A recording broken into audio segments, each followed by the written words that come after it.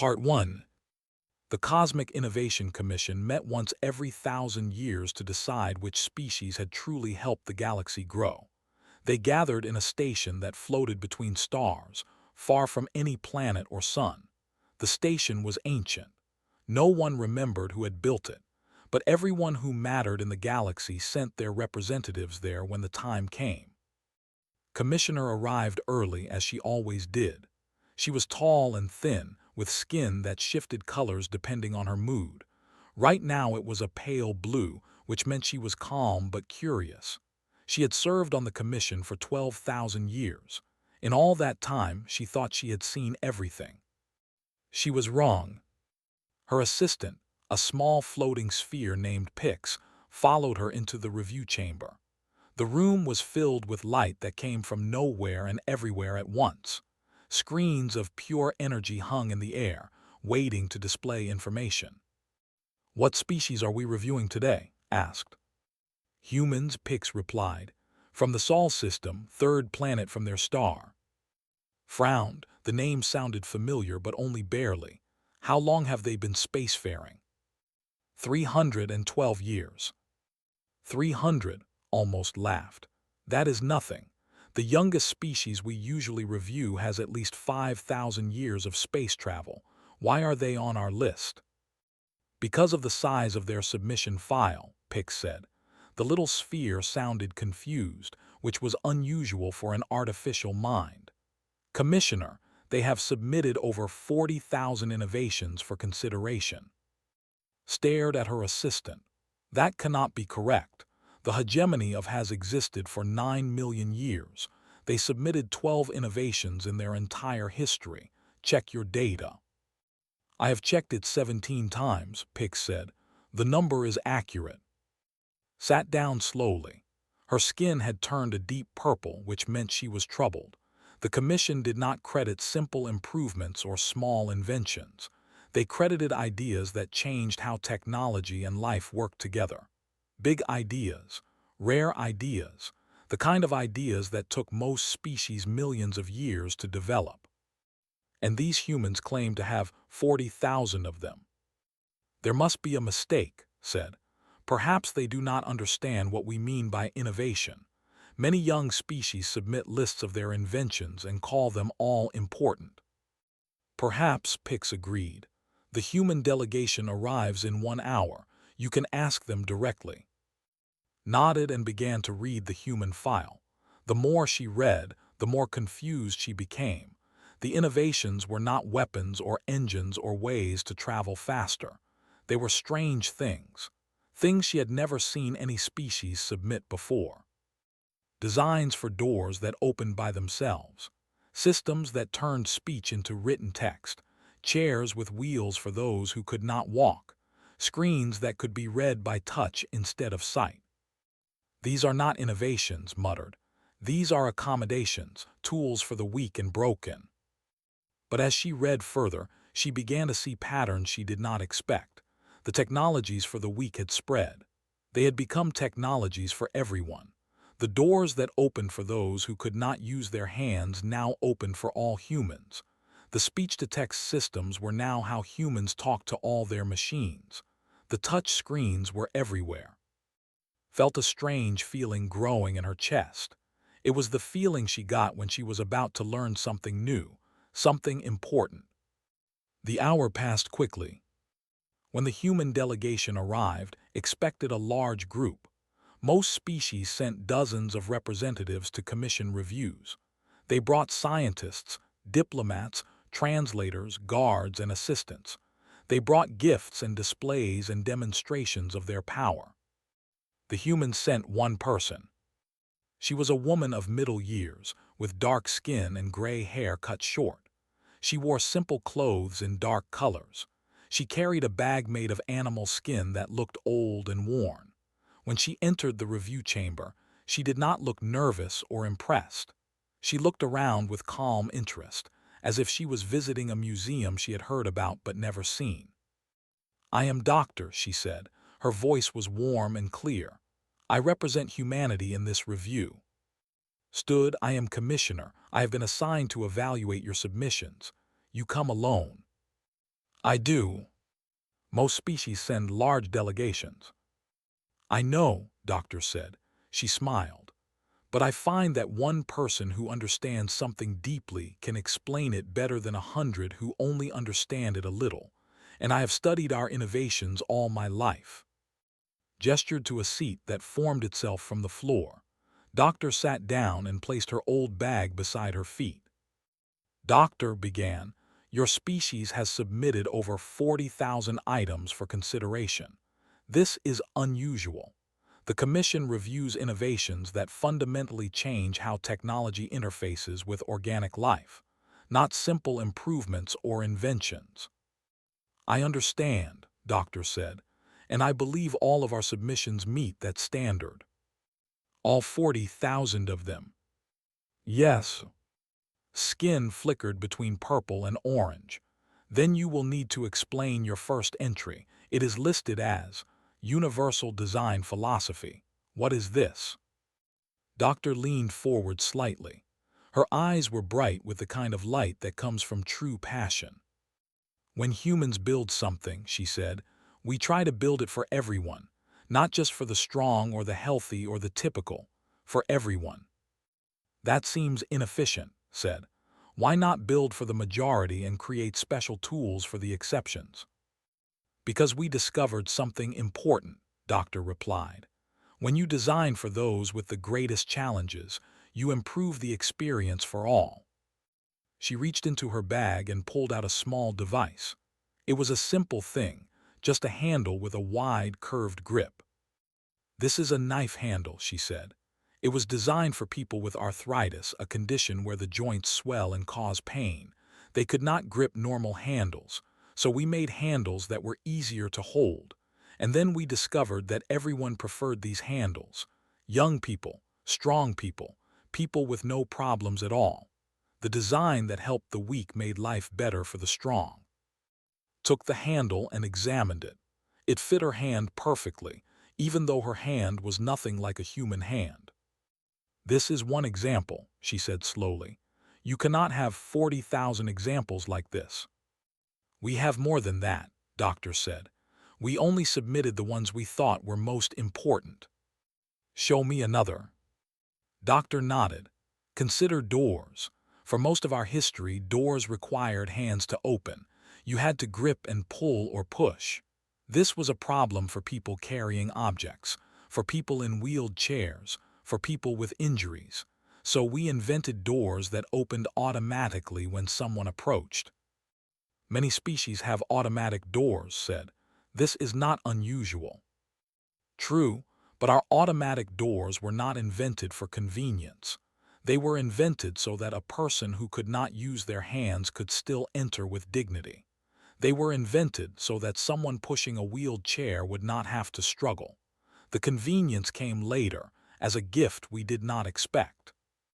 Was quiet for a long moment. She was beginning to understand something, but it was like looking at a shape in fog. She could see the outline but not the details. You are saying, she said carefully, that your species builds technology with the weakest members in mind, and that this approach creates better technology for everyone. Yes, Doctor said, but it is more than that. We build technology with love in mind. We ask ourselves not just what a tool can do, but how it makes people feel. Does it give them dignity? Does it give them joy? Does it help them do the things that make their lives worth living? These are not questions most species ask about technology. We know we have learned this since we joined the wider galaxy. Many species build technology to solve problems, to win wars, to gain power, to become more efficient. Doctor's voice softened. We build technology to serve life, all life, every form of life. That is our innovation. That is what we offer the galaxy. Skin had settled into a color she did not recognize. It was something new, something that matched the new feeling growing in her mind. I think, she said slowly, that we will need more than one session to review your submissions. Doctor smiled. I thought you might say that. I brought tea. Part 2. The review sessions continued for 12 days. Each day, Doctor arrived at the same time, carrying her old leather bag. Each day, she brought tea from Earth and shared it with. The tea was bitter and strange, but found herself looking forward to it. On the third day, other commissioners began to attend the sessions. Word had spread through the station that something unusual was happening. Commissioner, a being made of living crystal, joined first. Then came 9, a consciousness that existed as patterns in specialized gas. By the 5th day, 11 commissioners were present. None of them spoke much, they listened. Doctor explained human medicine. She told them about a concept called quality of life. In human medical practice, she said, treatments were not considered successful just because they kept patients alive. A treatment was successful when it helped patients do the things that gave their lives meaning. I do not understand, said. The crystal being's voice was like chimes in wind. A patient who is alive has achieved the primary goal. What more is there? A great deal more, Doctor said. Imagine a musician who loses the ability to use their hands. A treatment that keeps them alive but does not restore their ability to play has failed them. They are alive, but they have lost the thing that made them want to be alive. So you would let them die if you could not restore their hands? No, we would work to help them find new meaning, or we would develop technology to let them play in a different way. We would ask them what they wanted and we would try to give it to them. Doctor paused. We treat the whole person, not just the body. On the 7th day, she explained human prosthetics. She showed them images of artificial limbs that could feel temperature and pressure, limbs that could sense the texture of fabric and the warmth of skin. This is excessive, 9 observed. The gas being's voice seemed to come from everywhere at once. A limb that can grip and lift is sufficient. Why add sensation? Because a hand is not just for gripping, Doctor said. A hand is for feeling the warmth of someone you love, for sensing the texture of your child's hair, for knowing the difference between silk and cotton, between hot and cold, between rough and smooth. A hand without sensation is a tool. A hand with sensation is part of a person. You believe there is a difference. I know there is. Our patients told us. They said that limbs without feeling did not feel like their own. They said they felt incomplete. So we worked for decades to develop sensation, and when we succeeded, they wept with joy. They touched their loved ones and cried because they could feel them again. The commissioners were quiet. Many of them had never considered such things. In their civilizations, the loss of a limb was either permanent or replaced with something purely functional. The idea of making a replacement that could feel had never occurred to them. On the 9th day, Doctor showed them something that troubled them deeply. This, she said, projecting an image into the air, is a representation of human artificial intelligence architecture. The commissioners leaned forward. Artificial intelligence was a subject every advanced species understood. It was also a subject that had destroyed countless civilizations. The history of the galaxy was littered with species that had created minds smarter than their own and then been consumed by them. Your species has created artificial intelligence, asked carefully. Many forms of it, yes. And you still exist. We do. How? This question came from. The records show that 83% of species that develop true artificial intelligence are destroyed or absorbed by their creations within 10,000 years. You have survived 300 years. That is early, but the danger grows with time. Doctor nodded. We are aware of the statistics. We studied them before we created our first true AI. We asked ourselves why so many civilizations failed. And what did you conclude? They failed because they built their AIs to optimize, to make things more efficient, to solve problems in the fastest way, to maximize output. She paused. An AI that optimizes without limits will eventually see organic life as inefficient. It will try to improve it or remove it. This is known, said. It is why many species never develop AI at all. We took a different path, Doctor said. We did not constrain our AIs, we oriented them. We built one core principle into their deepest architecture, into the foundation of how they think. What principle? Serve the flourishing of life, not just its continuation, its flourishing. The commissioners exchanged glances. 9 pulsed with colors that indicated confusion. I do not see the difference, the gas being said. The difference is everything, Doctor replied. An AI that serves continuation will keep humans alive. It will feed them and shelter them and protect them. It will solve all their problems. And slowly, over generations, it will make them useless. They will have nothing to strive for, nothing to overcome, nothing to give their lives meaning. They will continue to exist, but they will stop wanting to exist. And an AI that serves flourishing. It asks different questions. Not just how do I solve this problem, but how do I solve this problem in a way that keeps humans engaged, growing, and finding meaning. It looks for solutions that give humans a role, that challenge them without breaking them, that help them become more than they were. Stood and walked to the window. Outside, stars burned in the endless dark. She had seen many things in her long life. She had watched species rise and fall. She had seen civilizations destroy themselves with their own creations, and she had never once heard anyone suggest what this human was suggesting. You are saying, she said slowly, that you taught your machines to want humans to be happy, truly happy, not just alive and comfortable but fulfilled. Yes. And this works. It works. Our AIs help us. They challenge us. They support us.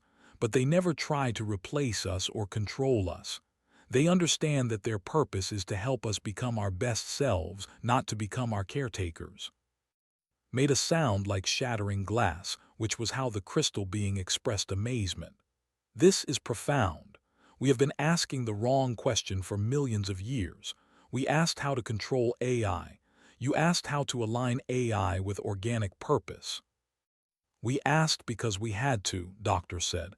We are a young species. We could not afford to make the mistakes others made. We had to find a better way. On the 12th day, the formal review ended. Sat alone with Doctor for the last time, sharing tea in the quiet chamber. I have a question, said, one I have been saving. Ask it. Why your species faced so many challenges, war, disease, scarcity, extinction threats. You had every reason to build technology as a weapon, as a way to dominate and survive. Instead, you built it with kindness. Why? Doctor was quiet for a long moment. When she spoke, her voice was soft and heavy with memory. Because we remembered what it felt like to need help and receive none. Every generation we failed someone, the sick who could not afford treatment, the different who were pushed aside, the struggling who were told to try harder. And every generation, some of us said never again. We looked at the people we had failed and we decided to build a world where we would not fail them again. That is a beautiful answer, but it does not explain 40,000 innovations. Doctor smiled. It does, though, because once you start building with the forgotten in mind, you cannot stop. Every time you solve one problem, you see another. Every time you help one group, you notice another that needs help. The work is never done. The innovations keep coming because the love keeps growing. Felt something change in her heart. It was small, like a seed taking root. She did not know what it would grow into, but she knew it was important. The commission will need time to deliberate, she said. This is unlike anything we have ever reviewed. I understand, Doctor said. Take all the time you need. She stood, picked up her old leather bag, and walked to the door. Before she left, she turned back. Commissioner, whatever you decide, I want you to know something. We did not build our technology this way because we thought it would impress the galaxy. We built it this way because it was right. That is all. That is everything. Then she was gone, and was left alone with her thoughts and the taste of strange, bitter tea. Part 3. The deliberation took 60 days. In all the history of the Cosmic Innovation Commission, No review had ever taken so long. The 17 commissioners met every day, arguing and discussing and struggling to understand what they had heard. Some commissioners believed the human innovations were genuine. Others thought they were a trick, a way for a young species to gain status they had not earned. Still others did not know what to believe. Listen to all of them. She read the human files again and again. She studied the examples, the designs, the principles, and slowly she began to form an understanding that frightened her. On the 45th day, she called a special session. "I need to show you something," she said to the assembled commissioners. "Something I found in our own archives." She projected a series of images into the air. They showed technologies from dozens of species across millions of years. Machines for healing, machines for building, machines for travel. "What do you notice about these designs?" she asked. Commissioner studied them carefully. "They are efficient, well-engineered, optimal for their purposes." "Yes, and what do they lack?" The commissioners were silent. They did not understand the question. "They lack consideration for those who struggle," said. "Look at this healing pod from the collective. My own people. It works perfectly for those with standard body types. But for those with unusual forms, with injuries or disabilities, it causes pain. We never fixed this. We told those people to adapt or accept lesser treatment." She showed another image. "This is a transport system from the hegemony of. It moves beings quickly and efficiently, but it cannot accommodate those with sensory differences. Those people are trapped.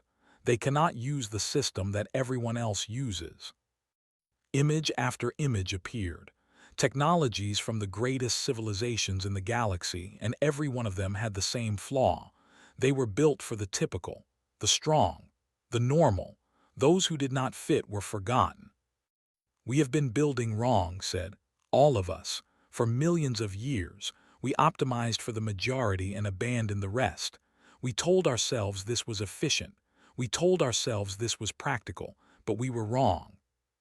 "The humans do it differently," Nine said slowly. "They build for the edges first." "Yes, and when they do, they create technology that serves everyone better. Not just the ones who need special help, but everyone." Paused. "The humans have discovered something we missed, something we should have seen long ago. Kindness is not inefficient. It is the most efficient design principle there is." The chamber was very quiet. "There is more," continued.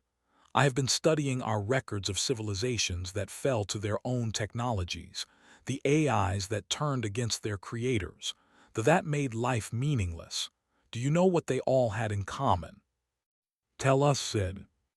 "They all defined success as continuation, survival, efficiency.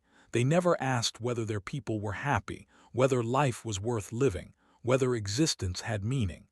She looked around at her fellow commissioners. The humans asked those questions. From the very beginning, they asked what life was for, and they built their technology to answer that question. Commissioner 9 pulsed with agitated colors. "You are saying we should change how we evaluate innovations." "I am saying we should change how we think about technology itself. The humans have given us a gift, a new way of seeing, a principle that could help every species in the galaxy."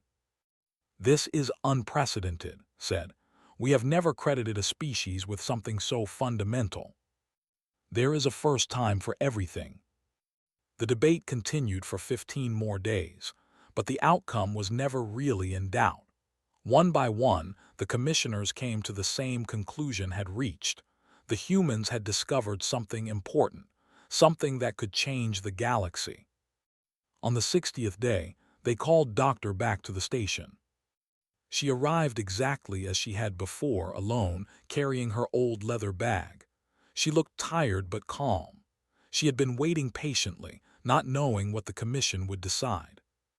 The formal hearing took place in the central chamber. This room was special. It existed partly outside normal space and time to accommodate beings with incompatible physics.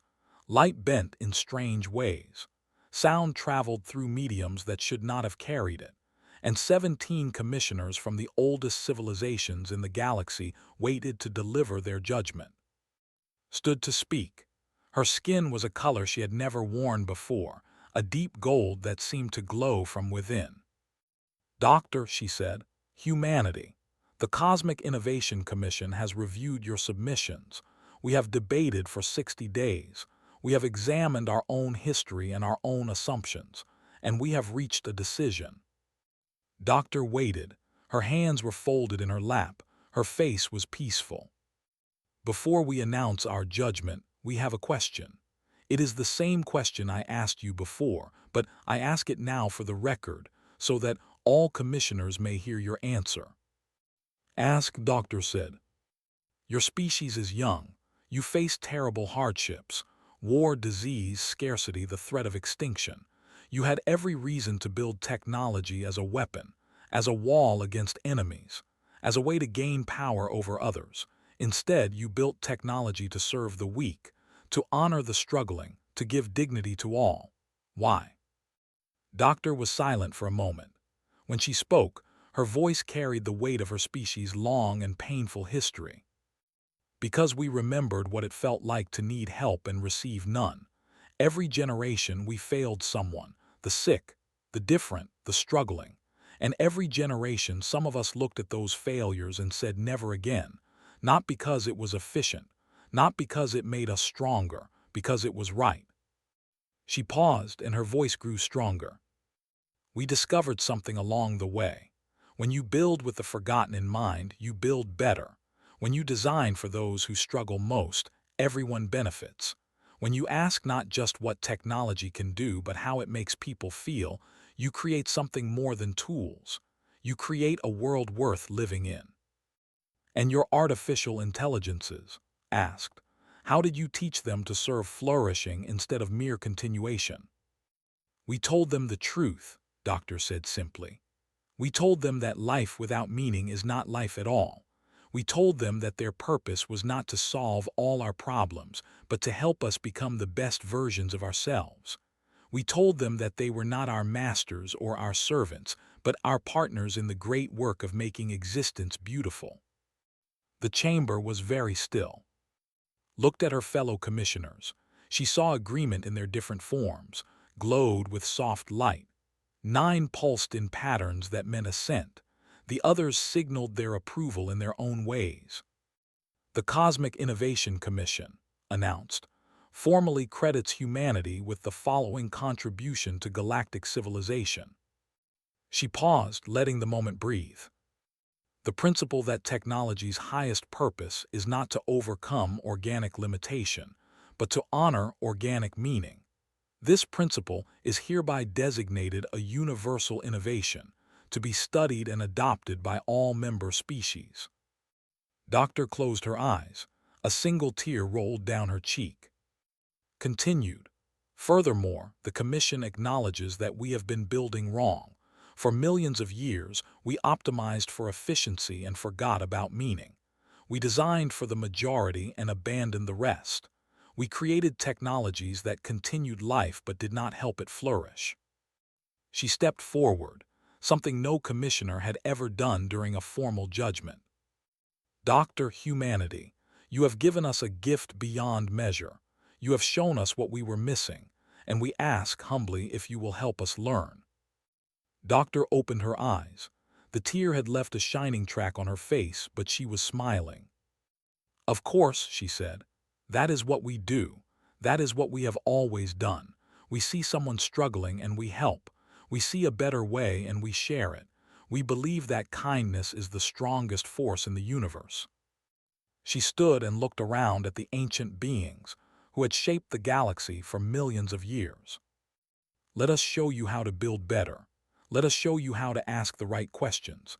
Let us show you how to create technology that serves not just survival but joy, not just existence but meaning, not just life but love." Felt the seed in her heart beginning to grow. It reached toward the light of something new, something she had never felt before. Hope. In the years that followed, the principle spread across the galaxy. Species that had built cold and efficient machines began to ask new questions. Civilizations that had lost their way found it again. Technologies that had divided and isolated began to connect and heal. And at the center of it all, humanity continued to do what they had always done. They looked at those who struggled.